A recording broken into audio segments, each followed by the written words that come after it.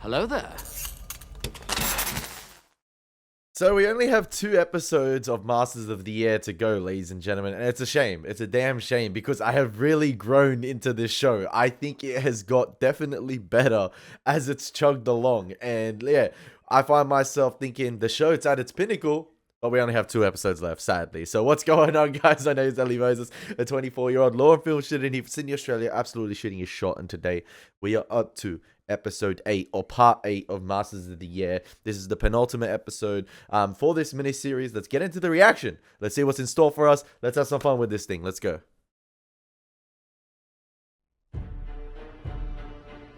Oh damn, we getting right into it. Oh, we getting right into it. Bubble Blue to Cap 1. On your word, sir. Heading 1 minute, 6 seconds away from Quet Foxtrot. Prepare final approach. Minus third, shatter off.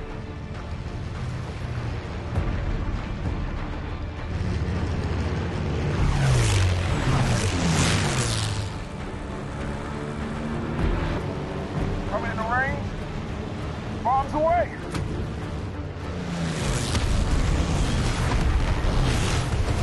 Seven direct to the structure. 2 hits on vehicles. I'd log that as a direct hit. Yeah, I wish all the explosions were like that in the this season. Like that looked really, really good. There is some talk of us joining up with the 332nd Fighter Group and doing missions further into Europe. Truly, plans are underway. The 96th is doing a Faji a few days from now. We're gonna fly our first mission over Germany, an escort run, Munich. P-40s can't handle that type of altitude. New birds likely, P-51s. Just be patient. We'll see. In the meantime, relax. Enjoy. Yeah, I know. It's just hard when some of our guys are already out there. You didn't wash out, Alex. So now don't burn yourself out. Everything in its own order.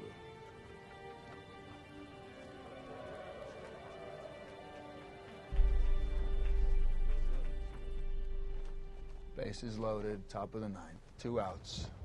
3 balls, 1 strike. Hauser sets.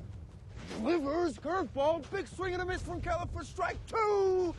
That hack almost took it right out of his shoes. Gordon takes a couple of steps back toward the bag. Big game going on here, Buck. Oh man. The guys were wondering what the score is. It's the truth. I've been here for 8 months now. Still trapped, still cold, still eating scraps. And we keep waiting for something to happen, even though it doesn't. It could be worse. We could be dead. It's close to Maybe D-Day. for you. So At least that I could stand. they're gonna get the news that the Allies had have invaded. What are we waiting for? Huh? We all think something's gonna happen. Maybe we need to make it happen. Like those Brits did. Go and get executed. We have to be patient. 5:56 to 5:57 a.m. on June 3rd, 1944. 3 days to D-Day. There we go. The last minute of sleep I'll get for 72 hours. Our job was to bomb the German defenses in Normandy only minutes before the landing craft hit the beaches, and then spend the day hitting German bridges, railroads, and communication lines further inland. About 200 missions in total, all needing flight plans and maps. Think about the planning. The hours of 24 planning hours. going into The first D-Day. night lies to you. Tells you it's easy. The second breakfast on the second day. That's when the fight starts. I tried contacting Sandra whenever I had a break, but I couldn't reach her. It was like she vanished.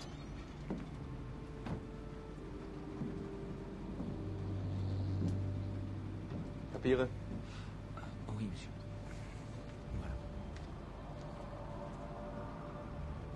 Now, what made her end up in France? Papiere, wohin gehen Sie? We never really find out what she does. Seulement mon travail, monsieur.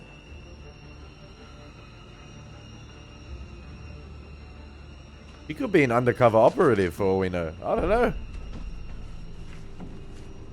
Change the hair color too. 32 hours. The second afternoon on the second day. But some coffee is no longer enough. I will. After. Only one every 12 hours. Oh, yeah. No, I hear you, Smokey. I hear you.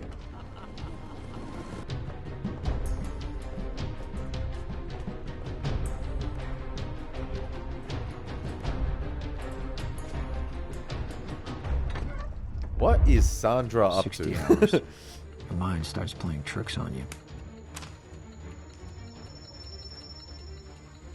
You can hear that, right? What? What? Come on, you can hear it. It's the tick, tick, tick. Is there no other navigator? Just as I'd finished mapping the route for one mission, operations handed down 5 more. Great. All high priority targets. I'm guessing Crosby's the only one they trust with that job. And he's the only one of that Lack rank. of sleep, the coffee, the uppers, the stress, the fear, the disconnect. That's a drug in itself. We received some news from a train station in Le Bec-et-Loin. Jean will brief you on your assignment. You leave tomorrow. 64 hours. You just try to survive. Breath by breath. Step by step. 8 more hours. 8 more hours. Crosby! You have to go to sleep. No, I'm fine. I just gotta with a brief. Go to bed, Cross. That's an order. Now! I can't do it, Jack. Crosby! I'm fine. Truly, just a couple more things I gotta get going. Harry! Watch out. Sit down. Well, boys, if the station on full lockdown, the sound of a couple thousand ships forming up weren't your first clues, we're a few hours away from the invasion of Europe.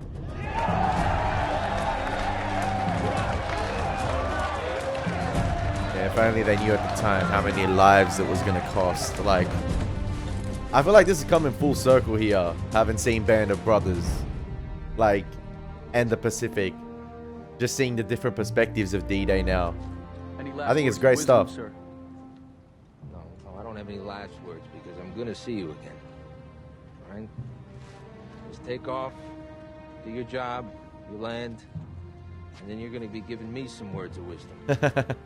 Each flight is its own lesson.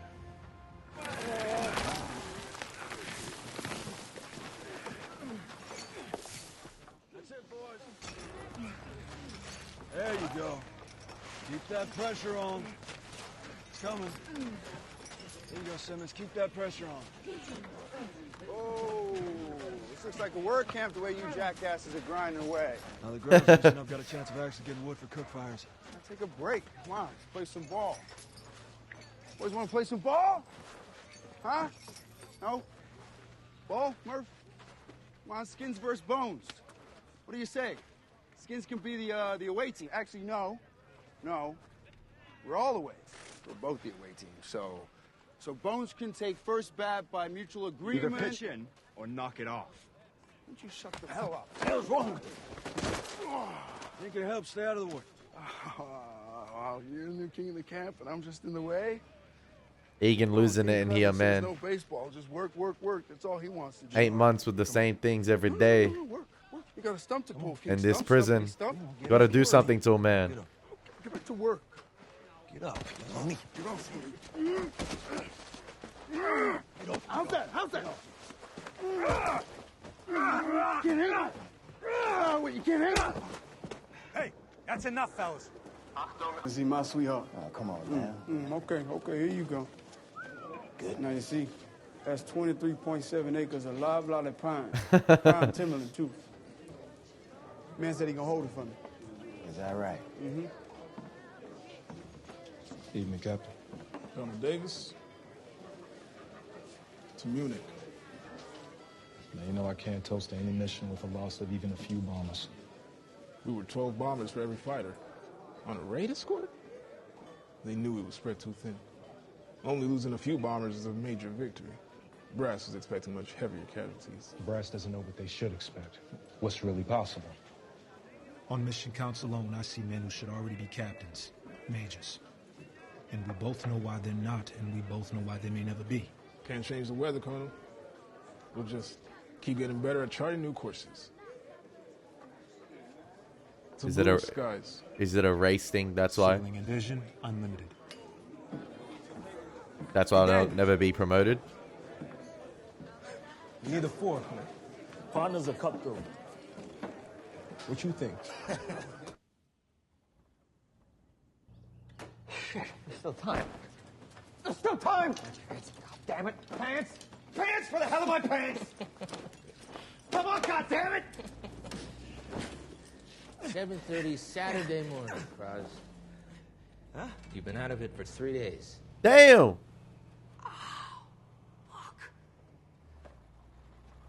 What I meant. Cross, you missed so much. I did 3 sorties, but I couldn't see anything for the first 2. And then the clouds parted. And you've never seen anything like it. Hundreds of ships, thousands of men. Oh, so that's the shot from the intro, yeah. That day, we hit bridges, rail yards, communication centers, so the Germans weren't able to bring up any reinforcements. And the best part? There wasn't a single Luftwaffe fighter in the air. The skies were ours. All from the routes you plotted, Harry. Am my daring tales of heroism not daring enough for you, Captain Marvel? So, I just can't believe I missed it. Are we just... Oh, man. Are we going to cop out on D-Day? Oh, and we're skipping to 2 months after D-Day. I was like, I would have loved to have seen the perspective of Rosie on D-Day. But it seems like because we're, you know, having sort of Crosby as the protagonist this episode, or the lead character narrating over his events, and it's from the perspective of Crosby. Listen, we just have him. He's knocked out for 3 days. He missed D-Day, so we missed D-Day. And then Rosie just tells a little retelling. And listen, there wasn't that much resistance in the sky. Now, I don't know how much truth there is to that, because I remember in Band of Brothers on D-Day, Winters and his men had to take out the gunners, right? The bombers, I believe. I'm not sure if they were shooting at the people on the beaches, or they were actually shooting the flak up in the sky. So... sorry if my memory is a little hazy on that one. But surely they would have met a little resistance. So it would have been interesting to see D-Day from the perspective of Rosie and the bombers. Because I remember last episode, the commander, Barnett, I think it is, he was talking about, you know, them being the bait. And are you sure, Rosie, you want to enlist? Because it's all changing. It's all changing from the perspective of what the bombers are going to be now. We're going to be the bait. And I don't feel like we have seen that right now. We haven't seen the bombers be the bait, and we haven't... Listen, obviously, this show has depicted how horrific it was up in the air. But I feel like I've been teased a little bit. Like, don't tell me you're like, obviously Rosie's going to be the bait, and you're teasing me that the bombers are going to be the bait. And I'm looking forward to seeing that. I'm looking forward to see how Rosie handles, you know, the change of sort of circumstance with the objectives of the bombers. And we don't see it. And then we've seen 8 months go past this episode with Egan and Buck in the Stalag Luft, and then obviously we skipped to 2 months right after D-Day, after that conversation with Rosie and Crosby. So, yeah, it's just... Listen, a lot of you said the last 2 episodes gloss over or skip over a lot of things, and they're really fast paced. And I didn't expect that this episode, like, straight away, 8-month time jump, bang, 2 months after D-Day, Crosby misses D-Day. We get the introduction of the Tuskegees as well this episode. So listen, they're being introduced an episode before the finale. So it's going to be interesting to see how developed or underdeveloped they're going to be. Where's the Vistula River? I don't know if my concerns are valid here, but...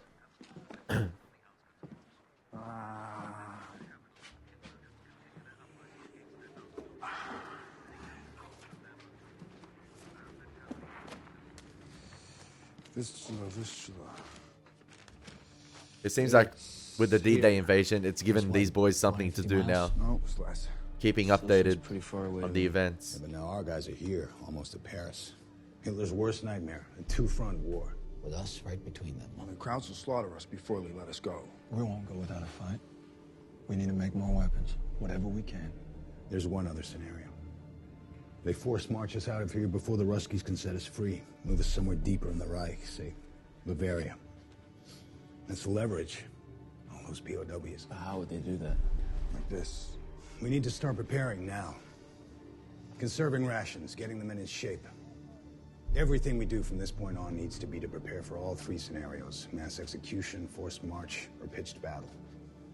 Christ. If we could retake the coast. Gentlemen, you're going to France. Be seated. Yes.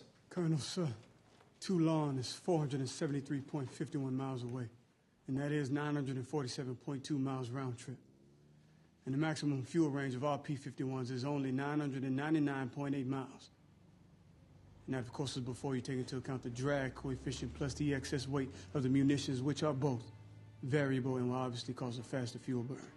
Now, with the drop tanks, let's say that gets us up to what? 1,375-mile range, but it also adds significantly more weight.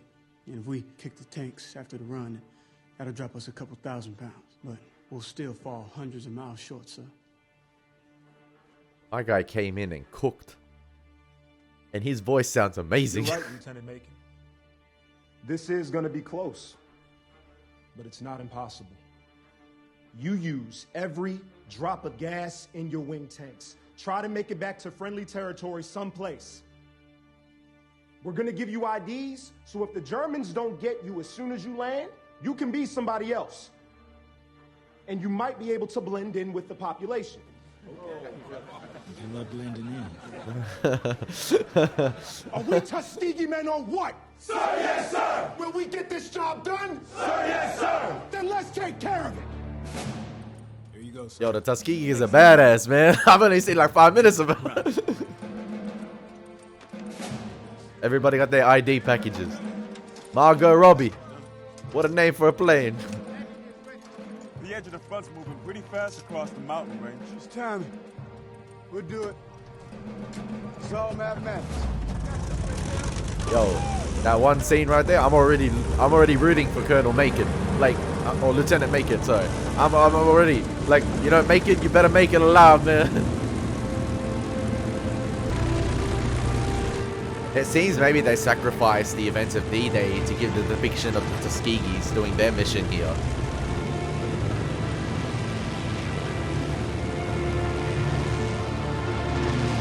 Listen, probably a whole episode could have been taken up on just the events of D-Day. Even more, like... Lead the squadron. Stay on course. What's going on with your tanks, Westbrook? I said drop. Tanks won't drop. All right, Westbrook, I'm with you. We're gonna work this out. We ain't gonna leave you, kid. Westbrook, you gotta kick it hard now. Kick! Watch me, come on, kick! You ain't punching hard enough, kid, come on. I am punching it. Got it? That's it. Hey, bro! Nice work, kid. Now let's get this thing done. All right, boys, we're coming back into formation. Roger, Macon. Too long. Wall of fire. They know we're coming. It's never gonna be easy.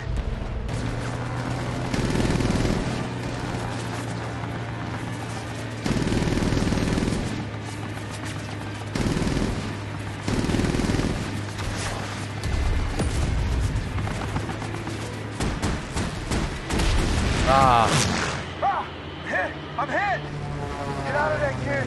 Westbrook, you gotta bail! Bail! Bail! No!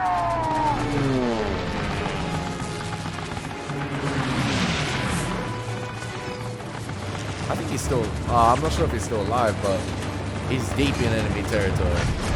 No, Gordon, get out! Bail! Bail! Oh no, you're gonna pay for that!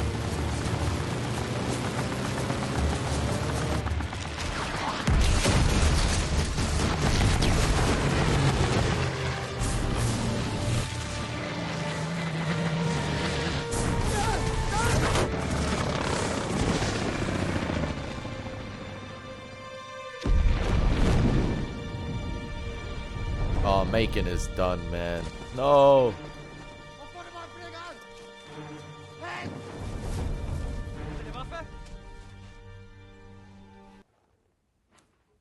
Ta-da!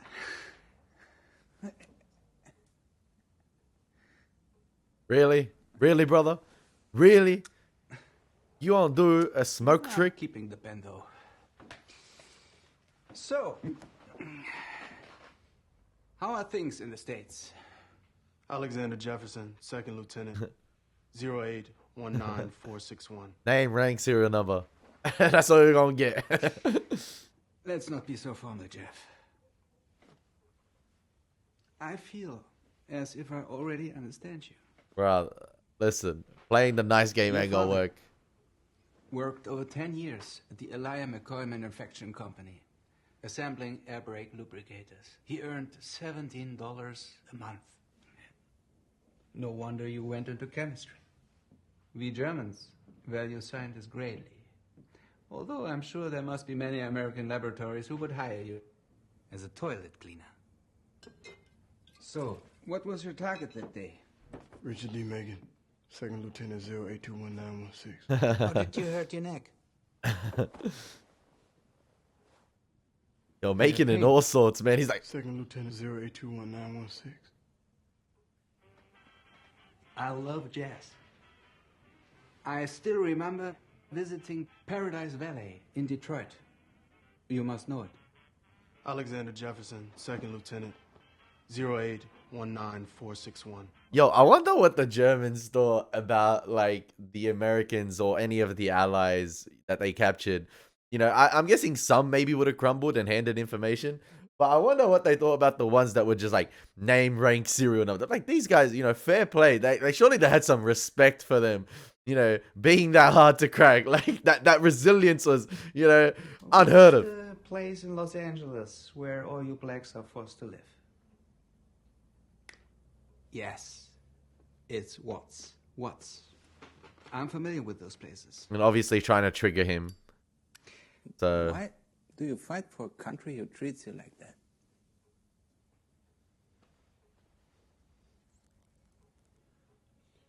Do you know any other country that's better? I know what my country's shortcomings are. And I know it's trying hard to become what it says it's supposed to be.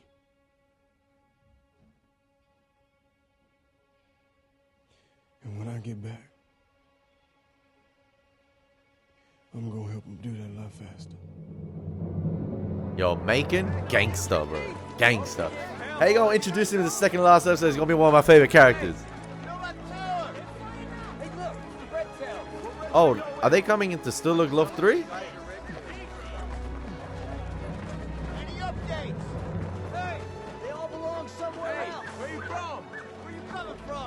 Oh yeah, they are. You look like a goddamn cripple. You look like a goddamn soldier.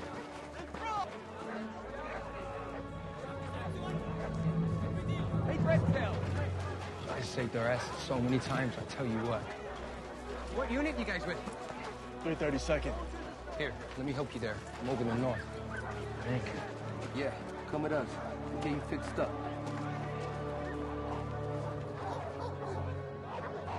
Ooh, are we gonna get interactions between them and Bucky? And Buck? What do we got? Come on, let's go. Yes, it's good. Oh, so they are gonna interact with one another. Okay. Second Lieutenant Alexander Jefferson, 332nd Fighter Group. Second Lieutenant Richard D. Megan, 332nd. I'm sorry to ask this, sir, but is this my choice? Because I kind of feel as if I'm... Listen, Crosby. We need you functional. We need you to get a real vacation. Proper R&R. You're too important to us. Is that clear? Yes, sir. Can you please explain what this is regarding? As I've explained 3 times to the last 3 people I've been put on with, I'm a friend.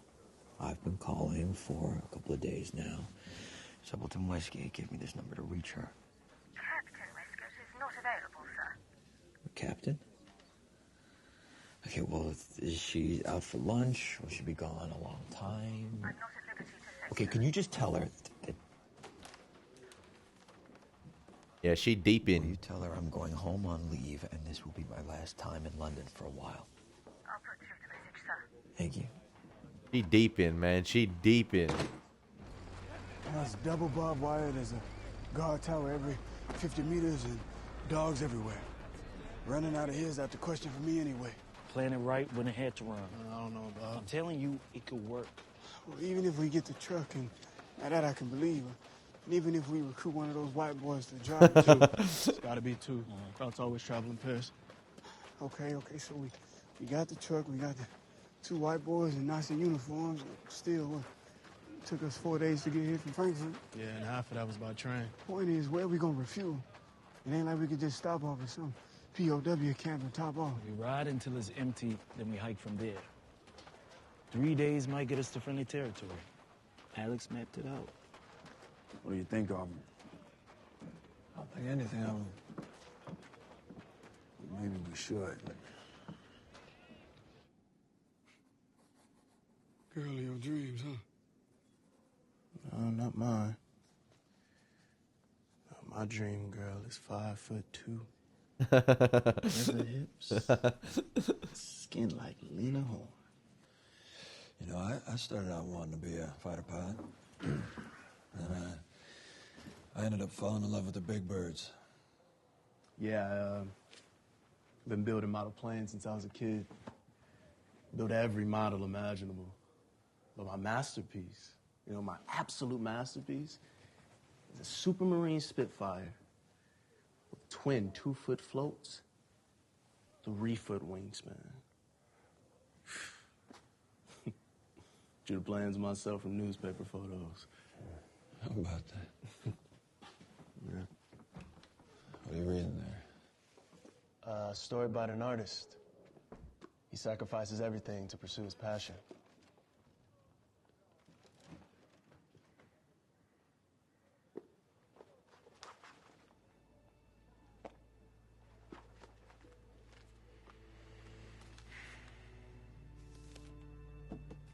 You draw this?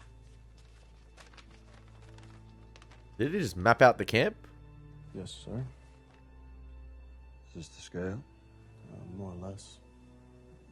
No elevation, though.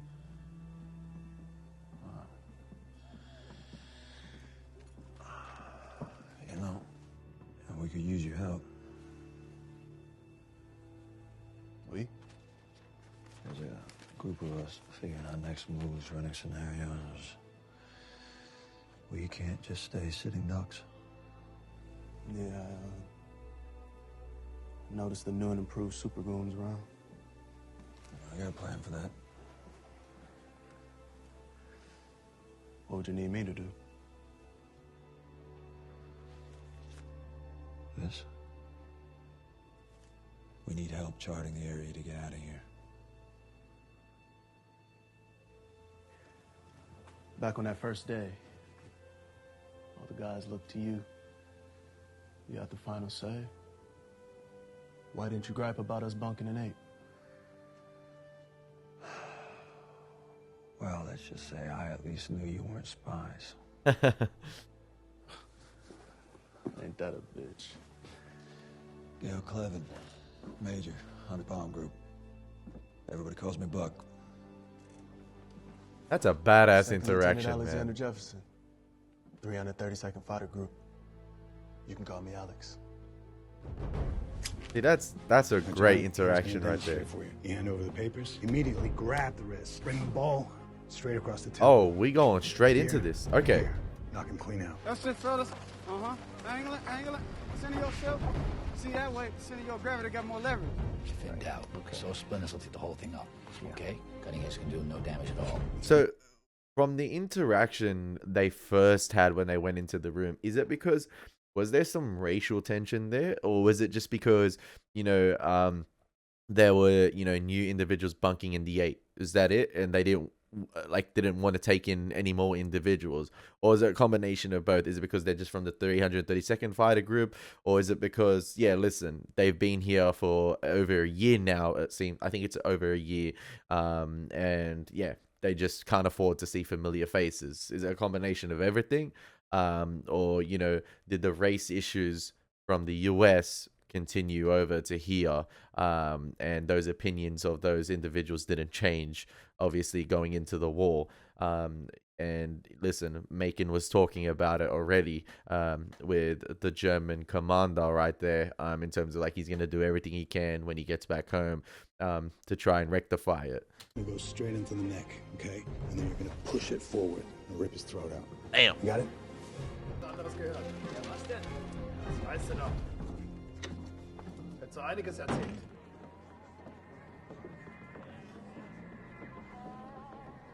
Like this episode, lady to meet at the hotel, sir.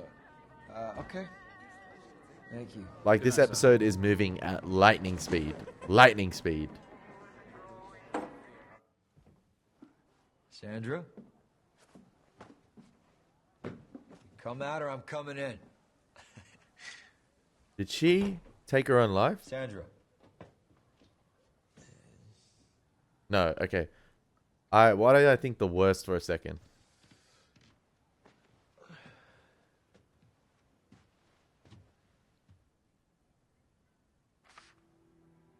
Sorry, Cross. Oh, I've she been left. pulled away once again, probably for the better.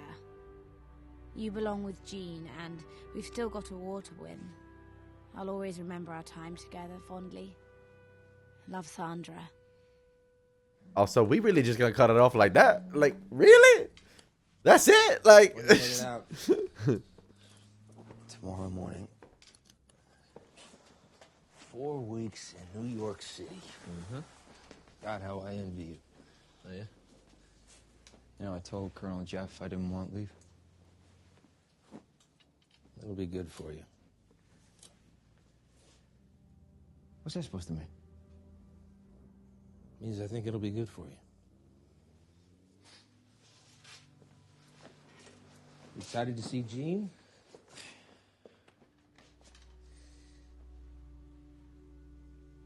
And what if it's not the same? Nothing's the same, Krause. Nothing. Never will be. Ain't that the truth?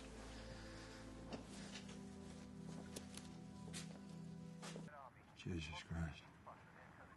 The Russians crossed into Germany. East Prussia. Close, Buck.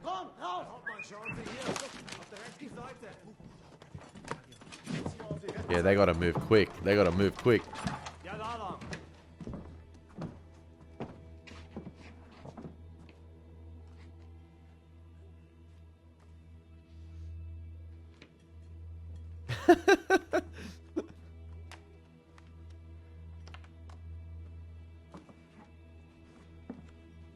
Lights out.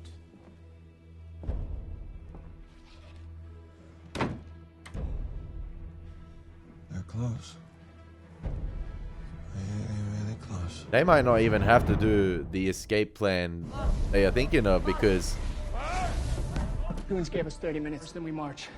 man, damn, man, we're already getting to the last episode already. Like I said, I've grown into this show so much, and it's heating up, and then just as it was heating up, it's about to end. That's the sad thing. And it's like, listen, it's well done, and I'm just like, I feel like I'm only getting to know the characters. I'm only starting to like resonate with the characters a lot and starting to love them. And it's like, I love Macon, I love Jefferson, I love the boys being introduced this episode, but I'm only gonna get one more episode with them. It's a damn shame. It's a damn shame the momentum this show has picked up over the course of the episodes. And it's going to be cut short. It's going to be cut short because, listen, I could spend, like, I feel like, yeah, I've started to love these characters and I want to spend more time with them. But it's a shame knowing I've only got one episode left. And that's the only shame. That's the only shame. I was like, it's all great stuff. And even if, like I said, this episode moves at a lightning speed, I think all the scenes in it were great. But yeah, I can see why some viewers would have had their quarrels like with this episode, or you know, with the last 2 episodes of the show, with how quick they're moving and how much time they're trying to cover in the span of like 40 or so minutes. Because even though it says the episodes are like 54 minutes, they're really like 40 minutes only, with the 10 minutes like sort of credits and the preview at the end of the episode. So there's a lot of ground to cover in that 40 minutes, and it's a shame that they're sort of glossing over a lot of the events. You know, I thought the D-Day event, obviously we know how much of a historical event D-Day is, but I thought that would have had much significance this episode. But I guess we're seeing it from the perspective of Crosby.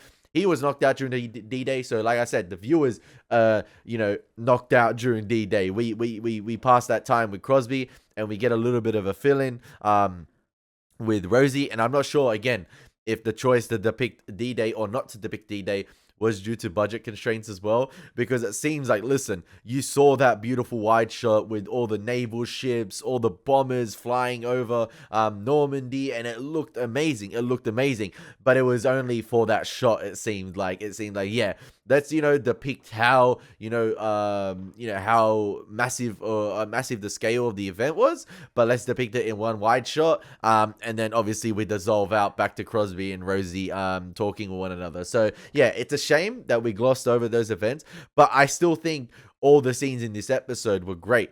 Like, I still think they were great. Like, I think all the interactions with the characters were great. It's just a shame that I know it's not going to last long. So yeah, I hope you guys enjoyed my reaction. As always, it's been your boy Moses. Take care. God bless. Peace.